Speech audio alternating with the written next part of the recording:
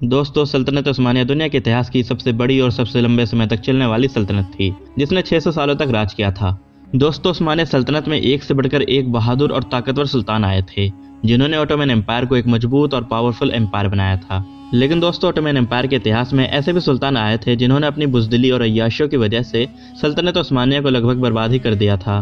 दोस्तों, आज के इस वीडियो में हम जानेंगे सल्तनत उस्मानिया के 5 सबसे कमजोर और अय्याश सुल्तानों के बारे में कि जिनकी वजह से ऑटोमन एम्पायर लगभग बर्बाद ही हो चुकी थी। इस वीडियो को आप आखिर तक जरूर देखें ताकि आप ये जान सके कि सल्तनत उस्मानिया का खात्मा किस सुल्तान की वजह से हुआ था। तो चलिए जानते हैं। सेलिम सेकंड, जो सल्तनत उस्मानिया के 11वें सुल्तान थे, वो सल्तनत उस्मानिया के सबसे ताकतवर सुल्तान सुलेमान द मैग्निफिसेंट के बेटे थे। सल्तनत उस्मानिया के खात्मे की शुरुआत सेलिम सेकंड को ही कहा गया है। वो काफ़ी जद्दोजहद से ऑटोमन एम्पायर की गद्दी पे बैठा था। वो पहले के सुल्तानों की तरह बहादुर नहीं था। उसे जंग में और इतनी बड़ी सल्तनत में कोई दिलचस्पी नहीं थी। सेलिम सेकंड अपना ज़्यादातर वक्त शराब और हरम में कनीजों के साथ बिताता था। ये पहला ऑटोमन सुल्तान था जो जंग मैदान में जाने से डरता था। अपनी बढ़ती हुई ताकतों को दूसरों को सौंप कर बहुत ही ज़्यादा खुश था। इसी को देखते हुए एलाइड जेनिसरीज ने उन पर हमला करना शुरू कर दिया। इनके दौरे हुकूमत में ऑटोमन एम्पायर को लेपेंतो की जंग में हार का सामना करना पड़ा, जो जंग कई सालों तक चलता रहा। मुस्तफ़ा फर्स्ट, जो ऑटोमन एम्पायर के 15वें सुल्तान थे, जो 1617 ईस्वी में गद्दी पर बैठा था। कहा जाता है कि मुस्तफ़ा फर्स्ट की दिमागी हालत सही नहीं थी। इसकी ऊट पटांग हरकतों की वजह से अवाम, फौज और बाकी रियासतों को बहुत ही परेशानी झेलनी पड़ी थी। ये दिन भर गद्दी पर बैठकर हंसता रहता। ये कभी किसी किसान को हागिया सोफिया मस्जिद का इमाम बना देता, तो कभी किसी गधे घोड़े चलाने वाले को दिमश्क शहर का गवर्नर बना देता। इसकी पागलों जैसी हरकतों की वजह से इसे 1618 ईस्वी में कैद करके कैद खाने में डाल दिया, जिसके बाद उस्मान सेकंड को गद्दी पे बैठाया गया, जिसने 1618 से 1622 तक शासन किया था।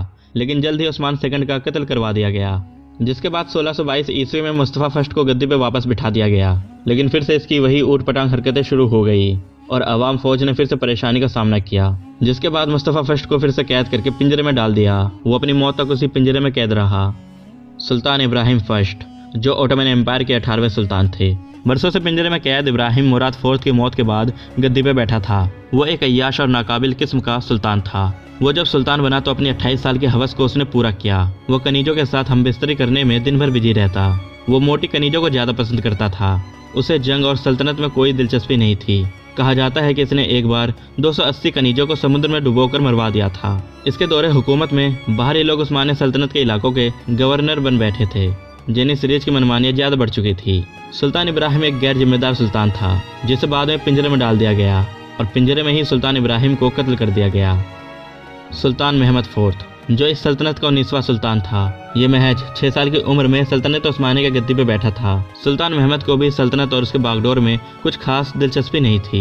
वो अपना ज़्यादातर टाइम शिकार करने में लगा देता था। इसी का फ़ायदा उसके रिश्तेदारों, वजीरों और जेनिसरीज ने उठाया। उसकी ताकत का सबने फ़ायदा उठाया, जिससे सुल्तान महमद फोर्थ बहुत ही खुश था। आगे चलकर उसके वजीरों ने वियना के साथ जंग छेड़ दिया, जिसे रोकने में सुल्तान महमद नाकामयाब रहा। बाद में उसे गद्दी से हटा के उसकी मौत तक उसे कैद कर दिया गया। सुल्तान महमद सिक्स्थ या सुल्तान वहीउद्दीन, जो सल्तनत उस्मानिया के 36वें और आखिरी सुल्तान थे। उन्होंने 1918 से 1922 तक ऑटोमन एम्पायर की गद्दी को संभाला था। दोस्तों, सुल्तान वहीउद्दीन ने ऑटोमन एम्पायर की गद्दी को बहुत ही मुश्किल समय में संभाला था। सुल्तान के सत्ता में आने के बाद ऑटोमन्स ने अपना बहुत सा इलाका खो दिया था। फर्स्ट वर्ल्ड वॉर की वजह से ऑटोमन्स को काफ़ी नुकसान झेलना पड़ा। सुल्तान वहीउद्दीन के दौर में उस्मानिया सल्तनत लगभग अपने खात्मे की ओर आ चुकी थी। सुल्तान वहीउद्दीन ने करीबी देशों के साथ एक शांति समझौते पर साइन किया, जिसे सेवरेस की संधि कहा जाता है।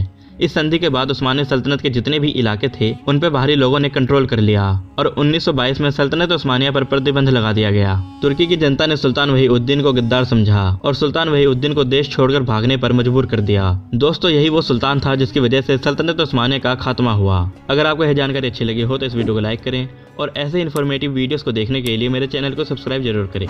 तो मिलते हैं आपसे अगली वीडियो में।